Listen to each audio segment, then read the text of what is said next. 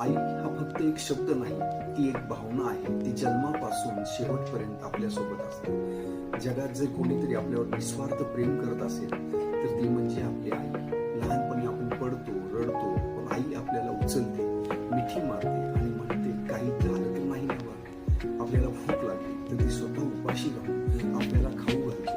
आई म्हणजे प्रेमाचा सागर जो कधीच आटत नाही. आपल्या शिक्षणासाठी, आपल्या भविष्यासाठी ती स्वतःच्या इच्छा विसरते. तिने कधी नवीन कपडे मागितले का? तिने कधी स्वतःसाठी काही घेतलं का? तिने स्वतःच आयुष्य बाजूला ठेवून आपल्या आनंदासाठी ती कधीच आईला म्हणत पण तिचं प्रत्येक कृत्य आपल्यावरच्या प्रेमाची साक्ष देते. आईच्या प्रेमाला शब्द नसतात, ते तिच्या डोळ्यात दिसते.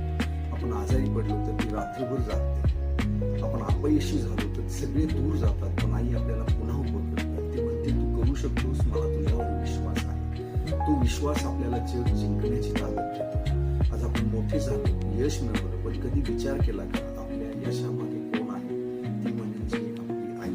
जर तुमची आई आज तुमच्या सोबत असेल, तिला मिठी मारा आणि फक्त एक वाक्य बोला, आई मी तुझ्यावर खूप प्रेम करतो. आई जन्म देते पण आयुष्य जगायला शिकवते. जर तुम्हाला तुमच्या आईवर प्रेम असेल तर हा व्हिडिओ नक्की शेअर करा, लाईक करा, कॉमेंट करा, सबस्क्राईब करा. मी डॉक्टर राजेश जाधव, एक्सपर्ट